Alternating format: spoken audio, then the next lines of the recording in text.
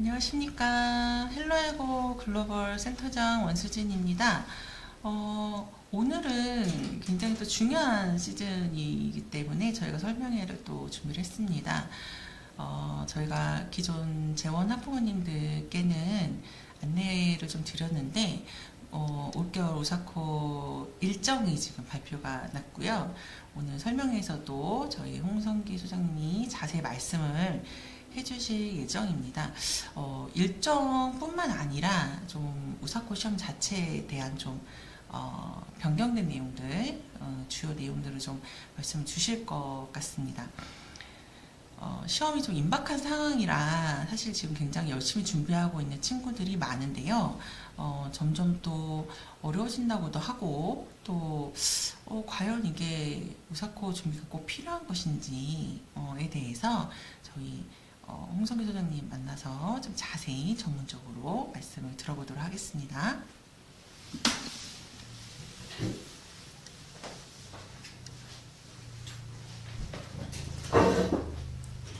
네, 안녕하세요. 네, 또 이렇게 세미나로 뵙게 되었네요. 네, 우선 제가 어제였죠? 금요일 밤에 이렇게 좀 우사코 이번 새로운 시즌 일정이랑 또 바뀌게 된 시험 요강이 발표가 됐는데 보면서 완전 이거 제가 만든 설명회 PPT를 뜯어 고쳐야겠다 하고서 어제부터 이렇게 부랴부랴 오늘까지 세미나 PPT를 고쳤습니다. 그래서 제목을 뭘로 하지 고민을 했는데 변화하는 세상, 변화하는 우사코 2026년 우사코 대격변 이렇게 적어놨거든요. 벌써부터 이제 어떤 내용이 기다리고 있을지 궁금하죠? 네, 한번 같이 살펴보도록 하겠습니다. 그래서 이미 아시는 분들 많이 아시겠지만 저는 이제 헬로알고 알고리즘 연구소장 홍선기라고 하고요. 지금까지 횟수로는 이제 만 8년차가 돼가는 것 같네요. 우사코나 ACSL 또는 미국 컴퓨터 사이언스 쪽 이렇게 진학 희망하는 학생들 같이 열심히 지도하고 있습니다. 반갑습니다. 그리고 저뿐만이 아니라 이제 지금까지 헬로알고 개원 이래로 각종 수많은 명문대학교 학생들이 배출이 되었거든요. 그래서 MIT, 카네기 멜론 여기 보이는 것처럼 스탠포드 이런 세계 곳곳의 명문대학교 컴퓨터 사이언스 쪽 이제 졸업생들이 또 저희 헬로알고와 함께 하고 있습니다. 제가 제일 처음 적어놓은 건 변화하는 세상이라는 건데요. 지겹죠? 이거 너무 많이 들어가지고 이제 지겨우실 수도 있을 것 같은데 완전 내용을 뜯어 고쳤어요. 혹시 한 3일 전쯤, 그러니까 12월 1일이 3일이 아니네요. 한 5일 전쯤이네요. 어떤 날이었는지 아시나요? 무려 챗GPT가 출시가 된 지 3년이 딱 흐른 시점이라고 합니다. 근데 저는 이거 딱 듣자마자 너무 깜짝 놀랐어요. 아니 이게 3년밖에 안 됐다고 챗GPT가? 지난 3년을 몇 년을 생각을 해보면은 이 챗GPT가 없기 전에 삶이 어땠었는지 좀 가물가물한 것 같거든요.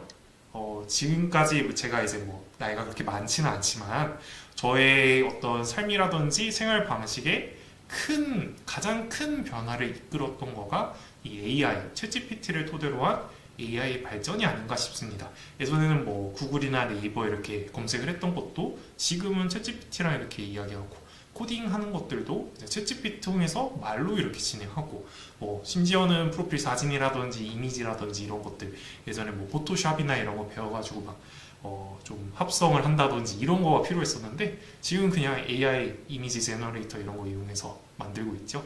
그만큼 챗GPT가 도입된 지 3년밖에 안 됐는데 이 세상을 거의 송두리째 바꿔놨습니다. 그래서 이거는 비단 제가 이렇게 피부로 느끼는 것 뿐만이 아니라 고용 시장에서도 나타나고 있는데요. 아마 최근에 이런 기사 보셨을 거예요. 아마존에서 역대 최대 규모로 해고를 하고 있다. 그래서 AI가 인력을 다 대체하는 거 아니냐. 또 실리콘밸리 쪽만 아니라 이제 우리나라 각종 IT 기업, 제 친구가 다니고 있는 어떤 회사에서도 굉장히 큰 게임 회사인데 이제부터 AI 시대를 선언한다 하고서 인원의 30%를 이제 희망퇴직을 받는다 이런 식으로 바뀌고 있더라고요. 그래서 정말 이게 개개인뿐만이 아니라 산업계에도 엄청나게 큰 영향을 끼쳤구나 이렇게 다시 한번 느꼈습니다. 이 세미나 준비를 하면서 그러면 자연스럽게 떠오르는 질문이 있죠. 제가 가장 많이 듣는 질문 중에 하나예요. 앞으로는 코딩 필요 없는 거 아닌가요? 라는 이제 학부모님들의 질문이에요. 왜냐면은 지금 이거 배워봤자 나중에 뭐 저희가 옛날에 제 세대는 아니지만 뭐 주산 배우고 아니면 타자 그때는 이런 그 컴퓨터 타자 말고 타자기 이런 걸로 쳤다고 하더라고요. 저도 이제 부모님께 들었던 건데 뭐 그런 거가 지금 이제 사라진 기술이 된 거 아니냐, 이제 그런 것처럼 코딩 쓸모 없어지는 거 아니냐라고 하는데 저는 오히려 정반대라고 생각합니다. 왜 그런지 그럼 이 세미나를 통해서 알 수 있어야겠죠. 왜 그러냐? 이 컴퓨터 사이언스라는 거는 인문학이에요. 제가 이 슬라이드는 계속 저희 세미나를 보신 분들이 하시면 아시겠지만 4, 5년 전부터 동일하게 가지고 가고 있는 그 슬라이드거든요. 근데 이미지만 좀 바꿨어요. 좀 더 재미나게. 자, 이제 사실 AI, 챗GPT라든지 이런 툴들을 토대로 해가지고 뭐 어떤 세상이 만들어졌냐면은 누구나 자기의 아이디어가 있으면은 그거를 코딩으로 구현할 수가 있어. 이제 뭐 컴퓨터 사이언스를 엄청 전공을 한 게 아니더라도 웹페이지 만들 수 있고 간단한 프로그램 만들 수 있고 이게 좀 더 발전하면 좀 더 복잡한 프로그램도 만들 수 있겠죠. 근데 중요한 게 뭔지 아시나요, 여러분? 이게 아무것도 모르는 사람이 만들 수 있는 건 아니에요.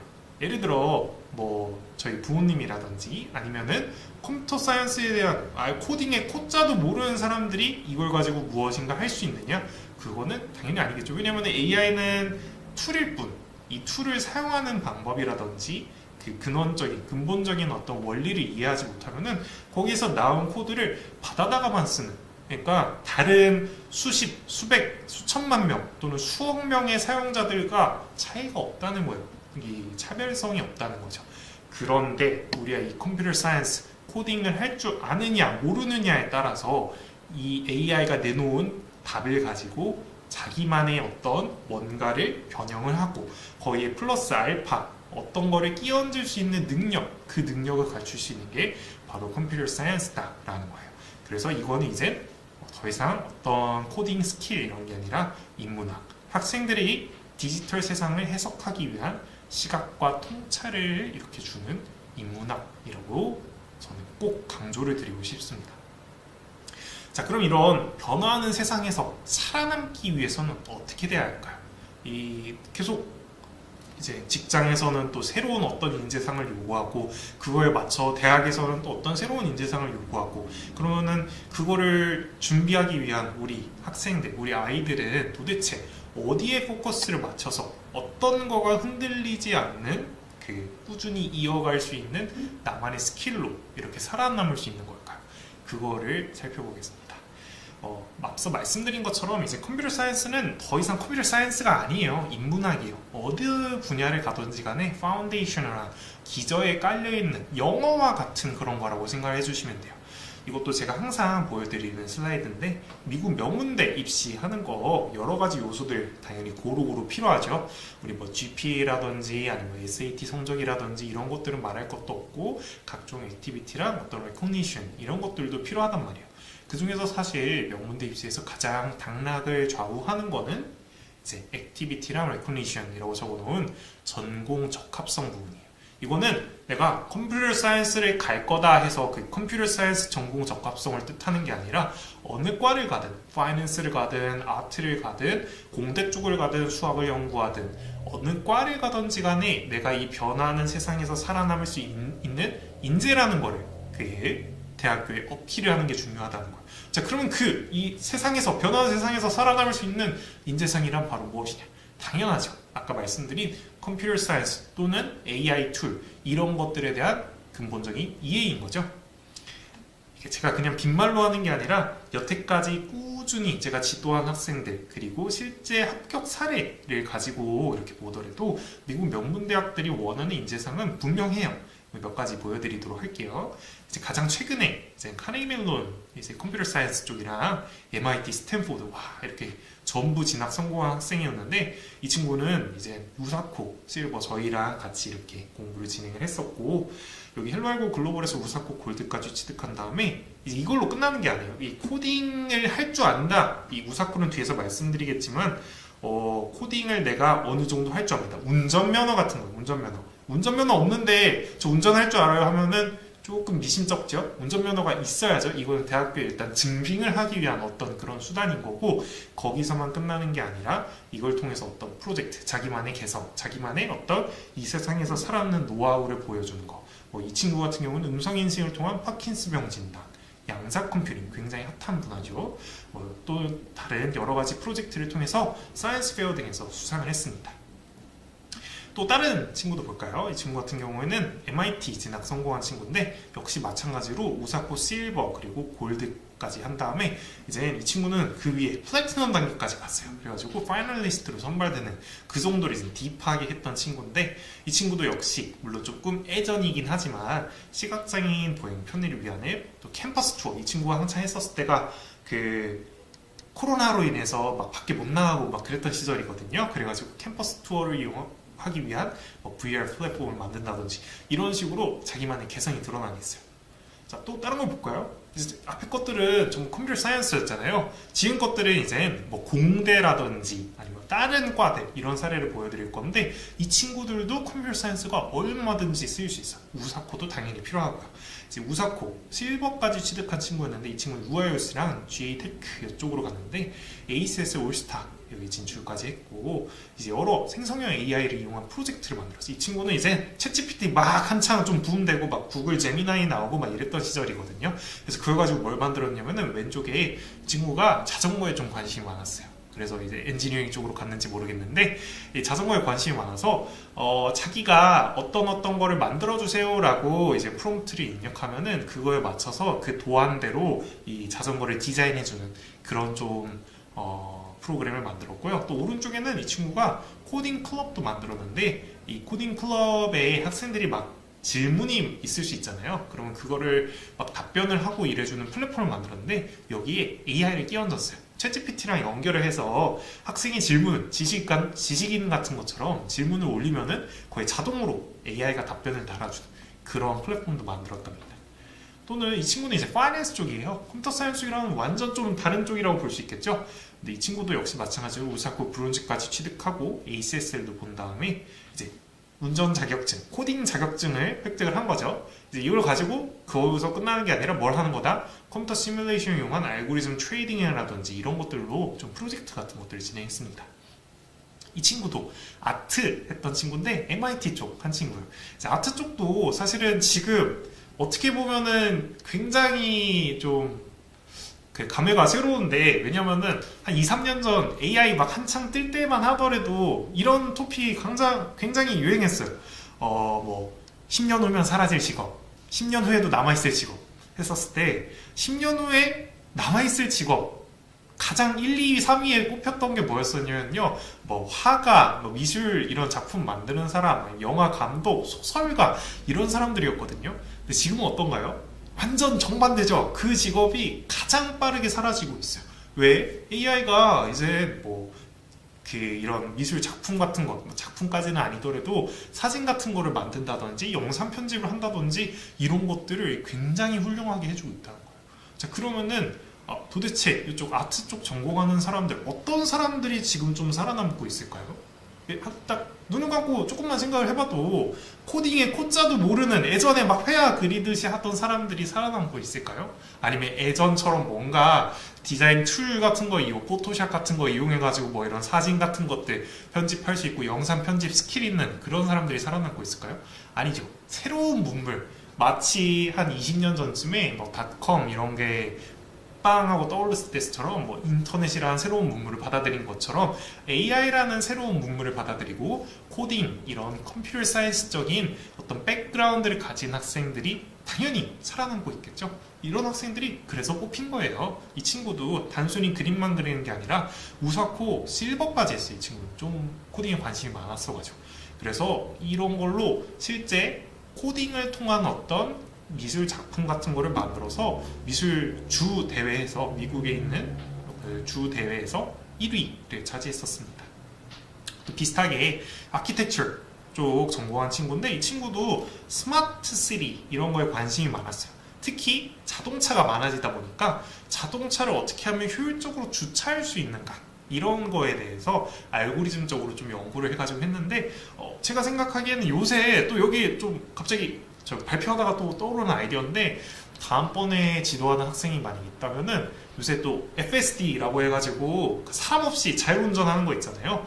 그런 거가 좀 뜨고 있는데 그러면은 제 생각에 이 주차 같은 것도 엘리베이터 이런 타워 같은 걸로 만드는 게 아니라 FSD로 할 수 있게끔 어떤 알고리즘적으로 뭔가 그런 걸 최적화를 해본다든지 그런 것도 가능할 수도 있을 것 같아요. 아무튼 근데 이런 생각이 가능하려면 뭐가 필요하겠어요? 당연히 이쪽 백그라운드가 가능하겠죠. 컴퓨터가 어떻게 돌아가고 코딩이 뭐고 이 프로그램은 어떻게 돌아가고 이런 또 AI가 만들어준 이 프로그램을 내가 좀 마음에 안 들어 98%는 마음에 드는데 2% 바꾸고 싶어 그 2%의 차이를 보여줄 수 있으려면 백그라운드가 필요하다.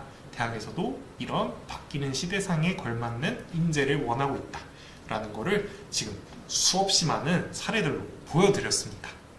자, 조금 피부에 와닿으시나요? 와닿으셔야 할 것 같은데 네. 그러면 이제 중요한 건 이거죠. 대학교에 어떻게 이거를 어필하느냐.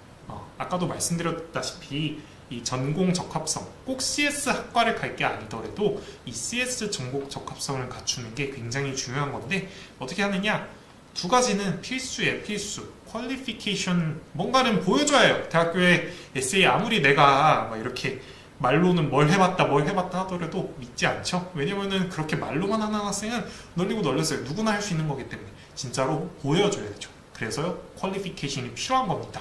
아무리 요새 AI 시대가 되었다 한들 그러면 거기에 필요한 두 가지는 무엇이냐? 알고리즘과 프로젝트예요. 알고리즘 미국 명문대 CS학과 또 CS학과 쪽이 아니라 하더라도 기본적인 운전면허처럼 코딩 자격증 같은 거예요. 이거를 보여주기 위한 어떤 게 필요하느냐? 문제 해결 역량이라고 보시면 돼요. 알고리즘 역량이라는 건. 그래서 아래에 보이는 것처럼 우사코, ACSL 또 뭐 지금 6편을 제가 예시로 놔뒀는데 각종 대학교, 스탠포드, MIT, 카네기 멜론 이런 대학교에서 매년 코딩 대회를 열어요. 고등학생 대상으로. 이 대학들이 왜 열겠어요? 그런 인재상을 원하니까 열 거 아니에요. 그죠? 이 알고리즘 역량을 어느 정도 갖추고 있는지를 평가하기 위한 그런 시험이 매년 열리고 있습니다. 왜 열리느냐? 이게 가장 확실한 방법이에요. 이 친구가 코딩 얼마나 잘하는지, 이 친구 수학 얼마나 잘하는지 알아보는 가장 쉬운 방법은 뭐예요? 수학 시험 보는 거죠. 그것처럼 코딩 시험 봐가지고 얼마나 잘하는지를 보는 게 제일 필수적인 거다. 두 번째 역량 무엇이냐? 우리 코딩 역량만 가지고 미국 명문대 대학 간다. 유사코 골드면은 어디 합격할 수 있다. 아니에요. 그것만 가지고는 불가능해요. 뭐가 필요하느냐? 나만의 어떤 플러스 알파를 보여줄 수 있는 그거를 발현을 해야 할 거 아니에요. AI라는 좋은 툴도 생겼는데 이 툴 같은 것들을 이용해서 이제 프로젝트 역량이라는 건 뭐냐면은 사이언스 페어라든지 아니면 뭐 여기 있는 서머 캠프라든지 이런 거에서 자기만의 어떤 스토리 예를 들어 내가 파이낸스 쪽이다. 투자 쪽을 뭔가 트레이딩 하는 거를 코딩이랑 접목을 시킨다든지 아트 쪽이다. 아트랑 이거를 접목을 시킨다든지 메카니컬 엔지니어링이다. 그쪽이랑 접목을 시킨다든지 자기의 백그라운드랑 컴퓨터 사이언스랑 결합을 해서 뭔가를 보여주는 겁니다. 이게 명문대 진학을 위한 필수 요소 두 번째다라는 점 강조드리겠습니다. 자, 근데 아무래도 지금 이번 토픽은 저희가 프로젝트 쪽 그거는 예전에 ACS랑 이쪽에서 제가 많이 말씀을 드렸으니까 오늘의 좀 포커스는 뭐냐? 이제 우사코예요. 알고리즘 역량. 정통의 강호죠. 알고리즘 시험이라 하면은 우사코를 빼놓고 얘기할 수는 없어요. 이 시험이 근데 더 놀랍게도 엊그저께 발표를 했다고 했잖아요. 변화하고 있습니다, 여러분. 어떻게 변화하는지 한번 저희가 살펴보도록 할게요.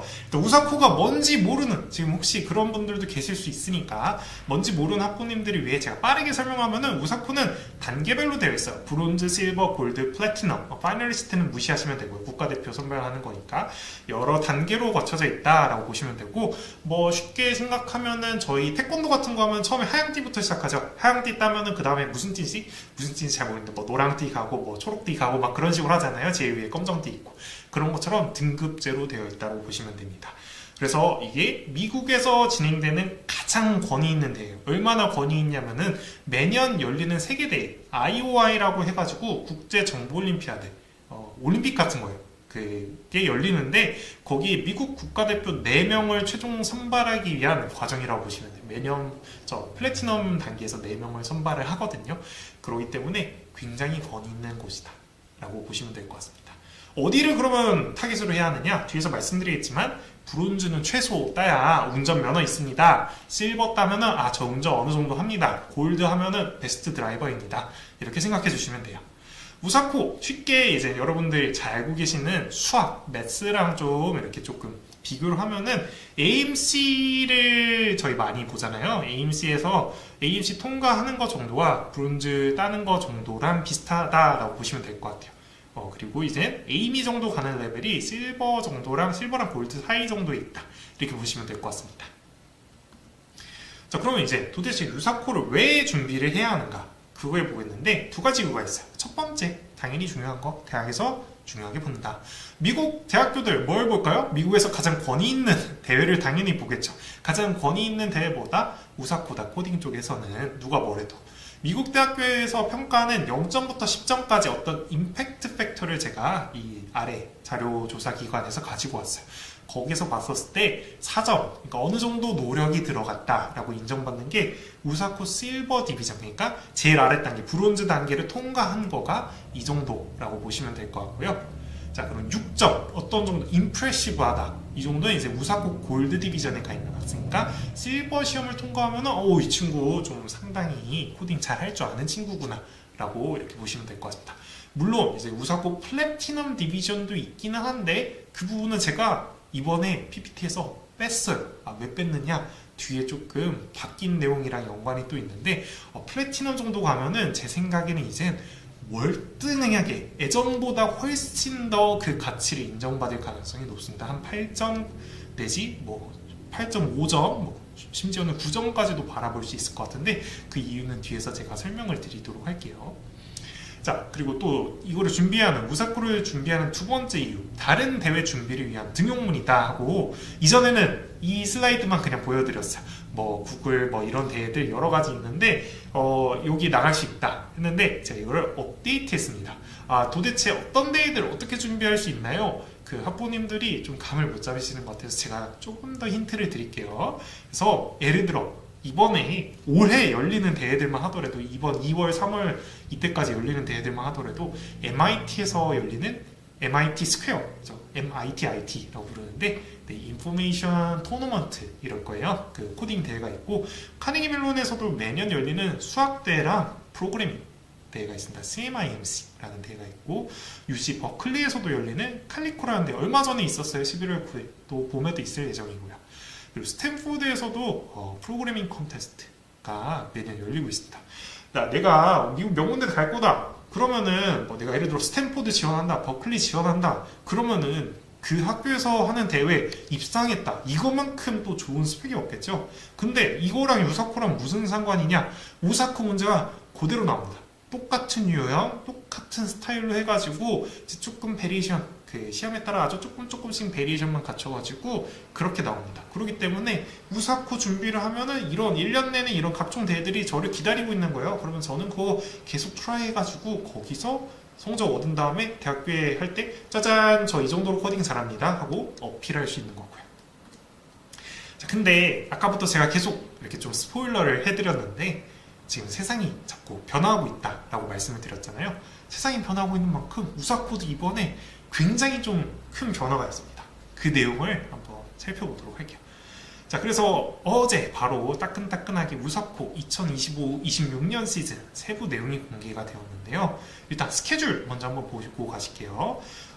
기존과 동일하게 콘테스트 1, 2, 3 그리고 US 오픈 이 형태로 이루어지고 날짜는 이제 미국 시간 기준으로 되어 있는데 아마 이게 한국 시간 기준으로 하면 금요일 아주 늦은 밤 시간부터 화요일 밤 정도까지 이렇게 될 거예요. 자세한 거는 홈페이지 접속해 보시면 나와 있고요. 이번에 좀 특이한 게 보통은 12월 달에 대회가 시작을 하는데 콘테스트 1이 1월 초, 1월 말, 그리고 그 다음에 2월 말에 이렇게 있다는 거예요. 그리고 이제 US 오픈이 특이하게 하루죠. 왜 그러냐? 주요 변경점 바로 첫 번째, US 오픈이 오프라인화 됐습니다. 기존에는 그럼 어떻게 됐느냐? 콘테스트 1부터 3까지는 온라인으로 4시간 시험 봤고요. US 오픈 같은 경우는 온라인으로 동일하게 진행되고 5시간 조금 어려운 문제들로 봤어요. 컨테스트 1에서 통과하는 거랑 US 오픈에서 통과하는 거랑 전혀 차이가 없었어요. 예전에는 뭐 브론즈, 실버, 골드, 플래티넘 차이 없이 그냥 누구나 다 응시할 수 있는 4개의 시험 모두 응시할 수 있었는데, 변경 후에는 어떻게 됐냐면 올해부터는 컨테스트 1부터 3까지는 기존과 동일해요.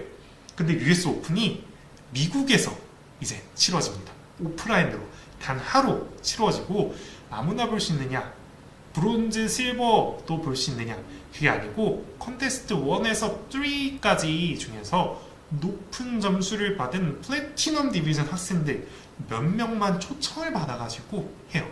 오프라인으로. 그러니까 이제 가장 크게 사실은 플래티넘 정도 되는 학생들이 많지는 않잖아요. 제가 여태까지 플래티넘 시험에서 이렇게 유의미한 성적을 거둘 수 있는 학생들 지도한 게 거의 한 손에 꼽을 정도이기 때문에 아마 이거를 보는 많은 분들은 US 오픈이 오프라인이다 이게 중요한 게 아니고 시험이 3번으로 줄었다 이게 중요할 겁니다. 시험이 3번으로 줄었다. 예전에는 훨씬 널널하게 준비할 수 있었다면 지금은 이제 1월, 2월 안에 전부 승부를 봐야 한다라는 겁니다. 이게 첫 번째 변경점이고요. 두 번째 변경점은 사실 이거는 과도기를 거치면서 조금씩 계속 바뀌고 있는 건데, 골드, 플래티넘 시험의 응시 방법이 좀 바뀌었어요. 예전엔 브론즈, 실버랑 동일하게 골드, 플래티넘도 온라인으로 아까 정해진 기간 3일 내에 아무 때나 접속해서 응시가 가능했거든요. 근데 변경 후에는 브론즈, 실버는 기존과 동일하게 아무 때나 접속해서 응시 가능한데, 골드나 플래티넘은 2가지 선택지가 생겼어요. 하나는 기존처럼 3일 중에 아무 때나 접속해서 보는 거예요. 자, 근데 이렇게 하면은 이거는 성적 동일하게 나오고 인증도 동일하게 해줘요. 대학 갈 때 동일하게 적을 수 있고요. 하지만 승급은 안 되니까 무슨 말이냐? 골드에서 플래티넘으로 승급은 못한다. 그럼 승급을 하려면 어떻게 하느냐? 미국에서 지정된 딱 시간, 우리나라 시간으로 하면 그게 아마 새벽 2시 반이었나 3시 반이었나, 그때부터 4시간 동안 봐야 할 거예요. 쉽지 않죠. 그렇기 때문에 훨씬 더 적은 수의 학생들이 실제 플래티넘 디비전으로 올라갈 수 있다.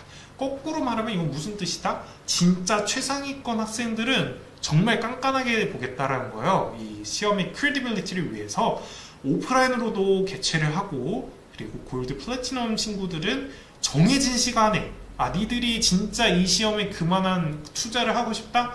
그러면은 미국 시간으로 정해진 시간에 딱 4시간 동안만 열어줄 테니까 그때 봐. 이런 거예요. 그게 아니라 나는 그냥 코딩, 인터내셔널, 특히 이제 한국인 학생들이 3시 반, 4시 반 이렇게 보기 힘들잖아요. 그런 학생들은 시험은 동일하게 볼 수 있어요. 걱정하지 마세요. 동일하게 골드나 플래티넘 볼 수 있기는 한데 점수도 동일하게 나오고 대신에 승급은 안 시켜주겠다. 이 얘기인 겁니다. 네.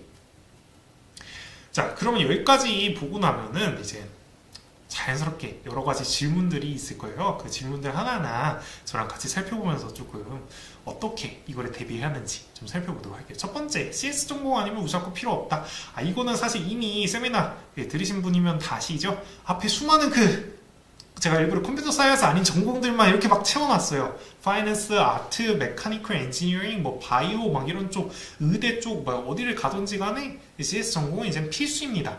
운전 면허가 있어야 일단은 통과를 시키든 말든 자기가 한 프로젝트를 보든 말든 할 거 아니에요. 면허를 제시를 해야죠. 그 면허가 바로 우사코 시험입니다. 두 번째, 우사코 시험에 많은 시간을 써야 한다. 이건 반은 맞고 반은 틀린데요. 이게 학부모님들이 아무래도 우사코나 이런 시험을 조금 곁다리로 뭔가 서브로 아직까지 조금 생각하는 그런 경향이 아무래도 있으신 것 같아요. 물론 이게 완전 메이저, 예를 들어 영어, 수학 이런 것처럼 완전 메이저까지 되려면은 시간이 걸리겠지만, 제가 계속 항상 강조드리고 항상 제가 실제 학생들을 지도하면서 또 대학 진학을 시키면서도 느끼는 거는 시간 문제예요. 이게 점점 비중이 늘어나고 있죠. 그런 것처럼 내가 코딩을 할 줄 아는지 모르는지를 보여주는 건 굉장히 중요한 요소예요. 자, 그러면은 이거를 어떻게 끌고 가야 하느냐? 단칼에 가을부터 열심히 준비해서 선생님 우사코 브론즈 딸게요, 실버 딸게요. 이거는 조금 힘들 수 있고요. 길게 좀 바라보고, 우리 수학 공부 딱 3개월 하고 끝 이러지 않잖아요. 길게 좀 바라보고, 우사코뿐만이 아니라 그 과정에서 아까 봤던 수많은 이런 대회들, 대학교에서 하는 대회들, 작은 대회들, 해커톤, 프로젝트, AI 이런 것들 다 배워가는 거예요. 다 배워가고 우사코도 거기에 그 체리 언더 탑, 체리 이렇게 딱 올린 것처럼 딱 이렇게 모든 성과를 가져가는 거라고 보시면 될 것 같습니다. 세 번째, 치팅 이슈로 인해 신뢰도가 낮아졌다. 한창 우사코 빵 하고서 뜰 때 아무래도 사람들 많아지니까 각종 자본들이 많이 생겼어요. 그래서 이 질문도 주시는 분들이 많은데 우사코가 바뀌고 있습니다, 여러분. 안 바뀔 것 같던 우사코가 굉장히 바뀌고 있어요. 일단 저희 오프라인 도입했죠. 정해진 시간에 실시간으로 보는 거, 골드 플래티넘 디비전에서 이거 하는 거 도입했죠. 그래서 실제로 어떻게 됐냐면은 작년에 이게 처음 도입했는데요. 사실 그랬을 때 예를 들어 골드에 100명이 원래 매년 통과를 했었다면은 작년부터는 골드의 그 스코어보드가 매년 공개가 되거든요. 10명이 안 될 때도 있어요. 심지어 그 미국 학생들 10명도 안 될 정도로 통과밖에 못합니다. 자, 그러면 그 말은 무슨 말일까요? 지칭으로 이게 통과가 힘들다. 이게 더 이상 예전처럼 막 아무나 이렇게 해가지고 할 수 있는 그런 게 전혀 아니다. 그만큼 크레디빌리티가 높아졌다. 그런 이야기입니다. 그만큼 우사코, 골드랑 플래티넘이 가지는 가치가 월등해진 거죠. 플러스 이제 AI 이런 툴, 챗GPT 같은 거 사용하면은 브론즈 통과하고 실버 통과하고 그런 거 아니냐? 여러분, 제가 여기서 이렇게 다 하나하나 다 말씀드릴 수는 없지만 악용을 할 수 있기 때문에 우사코에서는 이 AI로 만든 프로그램 잡는 게 도가 텄습니다. 왜냐하면은 AI가 만든 코드가 사실은 조금 사람이 짠 코드랑 다르거든요. 실제 프로그래밍 대회라든지 이런 것들을 많이 준비한 분들이라면 아실 텐데 코드가 좀 많이 다릅니다. 똑같이 코드 짠 거 아니냐? 아닙니다. 달라요. 그 형태도 다르고 이 사람만이 할 수 있는 어떤 것들이 있어요. 근데 그것들을 저희가 밝히진 않고 우사코 쪽에서 당연히 밝히지 않지만 우사코 속에서 귀신같이 잡아내요. 실제로 스코어보드 매년 공개되고 나서 얘네가 1년 동안 그거를 검증을 해요. 1년 동안 코드들을 다 뜯어봐요. 그러니까 일단은 올려놓고 그다음 어떻게 하느냐? 그걸 다 캔슬시켜요. 그래서 실제로 작년에 브론즈 응시자들 중에 40%가 날라갔어요. 이 치팅하는 걸로 다 이렇게 걸러내 버린 거예요. 그 정도로 이제 우사코에서 점점 더 진심이 돼가고 있다. 심지어 이번에 우사코 공식 홈페이지 들어가면 어떤 이야기도 있냐면요. 그동안 우사코 골드랑 플래티넘에 이렇게 정해진 시간에 보게 하는 게 효과가 좋아가지고 이거를 더 확장시킬 생각도 있다. 일단 올해까지는 두고 보고 내년에는 또 바뀔 수도 있다. 라고 이렇게 여지를 열어뒀거든요. 그러면 이제 실제로 이럴 수도 있는 거예요. 저희가 다른 AMC나 이런 시험들 진짜로 가서 보죠. 근데 이제 우사코나 이런 거는 가서 보긴 좀 어렵잖아요. 그렇기 때문에 실제 우리 한국 정보올림피아드 KOI, 미국에 우사코가 있다면 한국에는 KOI라는 시험이 있는데 한국 정보올림피아드는 어떻게 이루어지느냐? 예선전, 본선 이런 것들이 집에서 카메라로 켜가지고 이렇게 나를 비추는 카메라, 화면 공유하는 카메라, 그리고 화면도 실시간 녹화되고 얼굴도 보이고 프로그래밍도 띄워지는지 다 보이고 그 상태에서 시험을 봅니다. 그런 것처럼 바뀔 가능성도 있다는 거예요. 그러면은 더 이상 이 야매로 하는 거 불가능하다. 이거를 진짜 꼭 강조드리고 싶어요. 좀 안타까운 게 아무래도 이제 대학 입시라는 좀 현실적인 그런 문제 때문에 학부모님들이 되도록이면 가능한 적은 인풋으로 가능한 빨리 성적을 내고 싶어 하시는 학부모님들이 많은데 그러면은 물론 지금 이제 통과도 힘들 뿐더러 두 번째로 학생한테 남는 게 많이 없잖아요. 학생이 실제 이 바뀌는 세상에서 살아남으려면 어쨌거나 공부를 해야 하는 것들인데 그렇기 때문에 실제로 저희 헬로알과 함께 하면서 진짜 배기 실력을 쌓아가는 거를 여러분들께 강조드리고 싶습니다. 자, 마지막으로 브론즈 정도는 큰 의미가 없다. 이것도 매년 나오는 얘기예요. 브론즈 아무나 하는 것 같던데, 아무나 따는 것 같던데 의미 없는 거 아닌가요? 아무나 따는 거 아닙니다. 주변에서 누구 땄고 이렇게 하는데 다 그만한 노력을 했거나 아니면은 뭔가 문제가 있거나 그럴 거예요. 다 캔슬이 됐거나 그리고 실제 저희가 우사코 시험이 계속 바뀌고 있다고 하고 있죠. 브론즈 아무나 따는 거 아니고요. 물론 브론즈, 실버, 골드, 플래티넘 중에 가장 쉬운 단계이긴 하지만 이 정도 하더라도 내가 미국 자기소개서 이런 거 에세이 같은 거 적을 때 힘이 실려요. 내가 그냥 코딩 열심히 한다, 코딩 열심히 배웠다, 혼자서 뭐 해봤다 이렇게 하는 게 아니라 우사코 열심히 공부해서 뭐 2025년 12월 달에 1월 달에 2026년 1월 달에 우사코 브론즈를 통과했다. 그리고 기세를 몰아가지고 뭐 ACSL도 뭐 5월 달에 올스타전 진출했고 뭐 3월 달에는 그 저기 뭐 UC 버클레이에서 열린 칼리코 대회도 내가 높은 수준은 아니지만 요 정도 등수까지 이렇게 했다 하면은 완전 크레디빌리티가 완전 다르잖아요. 앞에 친구는 그 말로만 하는 어떤 친구라고 생각이 되면 뒤에 친구는 진짜 이 친구 코딩에 좀 상당한 시간 이렇게 노력을 했구나 이렇게 인풋이 보이잖아요. 실제 여러분들 아시겠지만 미국은 입학사정관제예요. 이게 딱 뭐 어떤 점수가 있고 막 그런 게 아니라 이 입학사정관이 이걸 보고서 이 정성적으로 평가를 하죠. 이게 얼마나 좀 믿을만한지 좀 의심스러우면 직접 확인도 하고요. 그 우사코나 아니면 뭐 각종 대회 주최 측에 이 친구 실제로 응시한 게 맞냐. 그래서 실제 그 증빙 자료도 되게 처음에는 허술하게 요구하죠. 왜 그러냐? 그쪽에서 다 한 번에 모아다가 증빙 자료 요청을 해요. 어디에 요청하냐면 그 대회 주최 측 이런데 이 친구들 본 거 맞는지 검사해줘 이런 식으로. 그렇기 때문에 브론즈 정도 하는 거 당연히 의미 있고 당연히 꼭 필요한 겁니다. 필수 소양으로 갖추고 있어야 내가 어떤 스토리를 하든지 간에 써먹을 수가 있어요. 자, 그러면 제가 이렇게 열심히 말씀드렸는데 이거를 도대체 어떻게 준비를 해야 하느냐? 자, 케이스 스터디 두 가지로 갖고 왔어요. CS 전공 안 하는 친구들이랑 CS 전공하는 친구들. CS 전공 안 하는 친구들 제 생각에는 우사코 브론즈는 무조건 해야 하고요. 우사코 브론즈랑 ACSL 주니어 정도까지는 얼마든지 할 수 있어요. 그리고 그걸 토대로 지금 여기 보이는 것처럼 1월에서 3월 사이에는 프로젝트 하는 것까지 이렇게 한번 바라볼 수 있고요.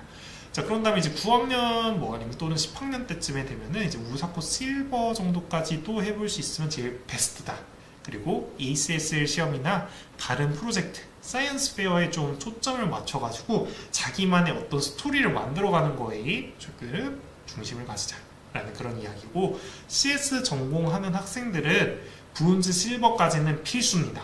브론즈 실버까지는 필수. 이거는 왜냐? 이 우사코에서 배우는 내용들이 딱 컴퓨터 사이언스 1, 2, 3학년 때 그때 필수적으로 배우는 과목들이랑 다 연결이 되어 있어요. 알고리즘, 데이터 스트럭처, 프로그래밍 랭귀지 뭐 이런 것들 다 들어있는 거기 때문에 실버까지는 필수고요. 골드는 선택입니다. 왜? 골드는 이제 어렵기 때문에. 골드는 선택인데 그만큼 골드는 1년에 미국에서도 그 한 번 시험 볼 때 10명씩 정도밖에 통과를 안 하는데 내가 만약에 거기에 이름을 올렸다? 와, 그러면 대박인 거죠. 네. 그렇기 때문에 골드까지 할 수 있으면 완전 베스트. 그리고 아까도 말씀드렸다시피 여러 개의 다른 프로젝트들이랑 그런 다른 대회들도 같이 챙기는 게 무엇보다 중요하다. 하나만 바라보지 말고. 하지만 그 중심에 우사코가 있다라는 걸 꼭 기억해 주세요. 그래서 딱 정리를 하면은 헬로알고와 함께 하면은 글로벌 전공 적합성 학습 목표 어떻게 잡느냐?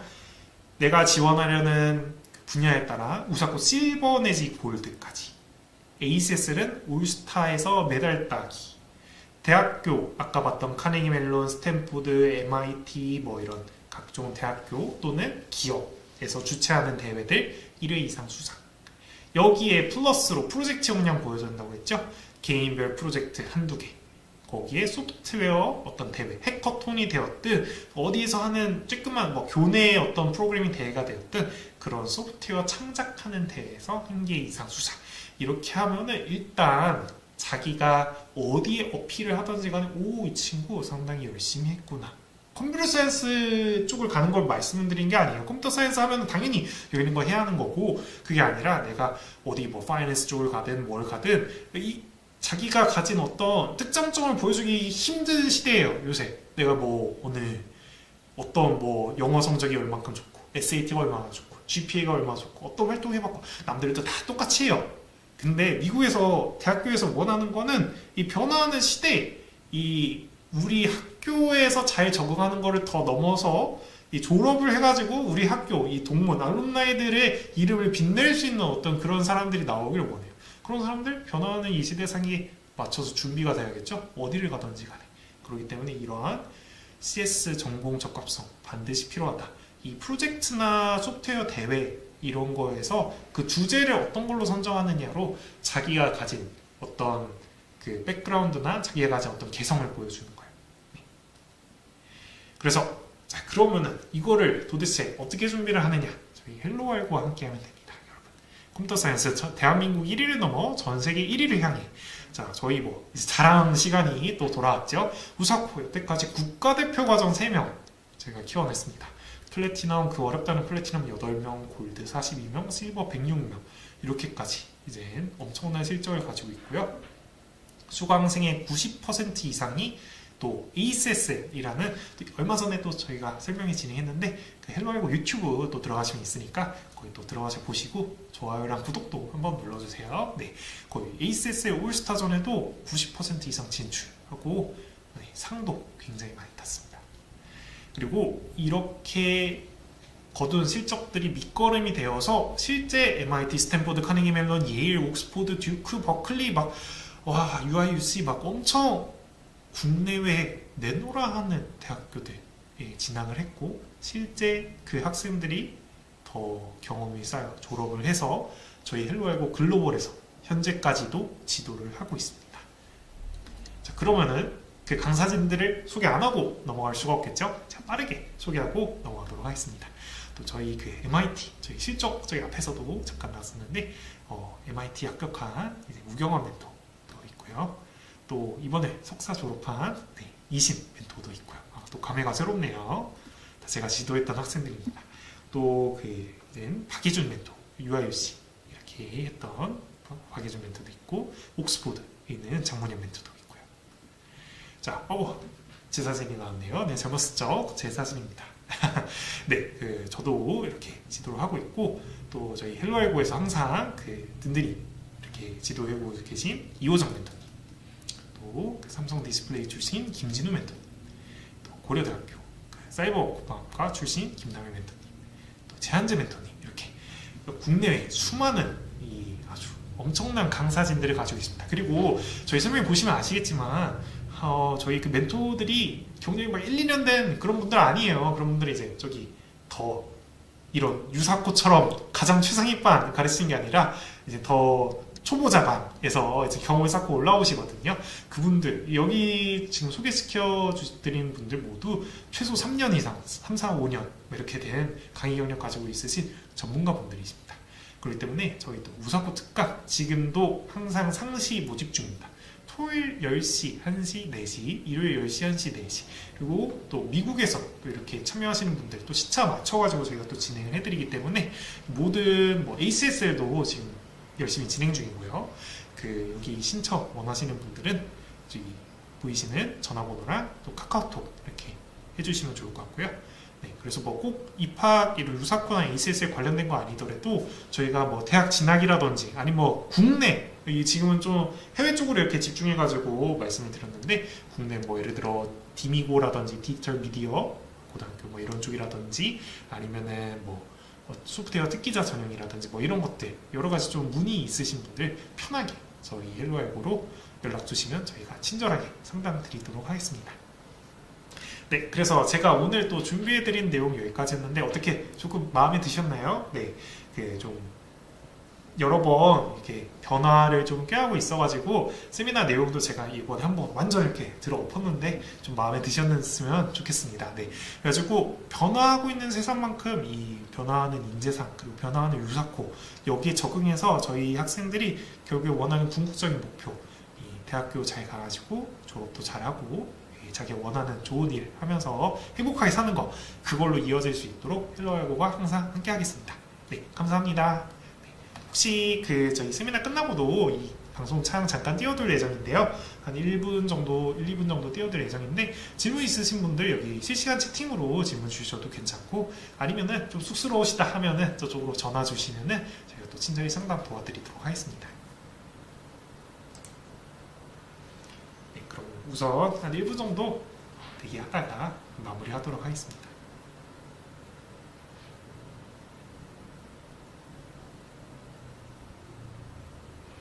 그리고 또 오늘 저희 이 라이브 마음에 드셨다면은, 그래도 도움이 많이 되셨다면은 구독까지는 아니더라도 좋아요 눌러주시면 저희한테 큰 힘이 될 것 같습니다. 네, 감사합니다.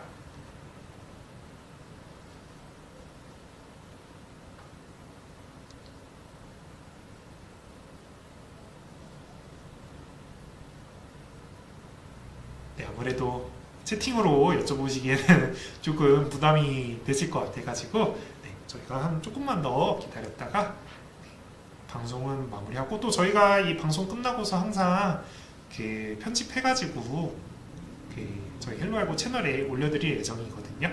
그래서 주변 분들에게도 영상 얼마든지 이렇게 소개시켜 주셔도 괜찮으니까 꼭 필요한 내용이다 싶으면 한번 영상 이렇게 공유해 주시면 도움이 될 것 같습니다.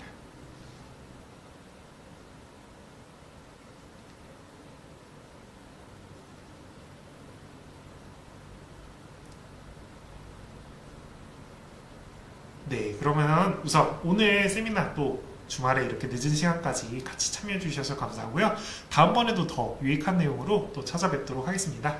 네, 아마 이제 라이브 종료되면은 이 화면 닫힐 수 있으니까 이 번호 혹시 저장 안 되신 분들 혹시 한번 저장해 주시면 좋을 것 같고, 혹시나 놓치셨다 하더라도 구글이나 네이버에 헬로알고 검색하시면 전화번호 뜨니까 확인해 주시면 감사하겠습니다.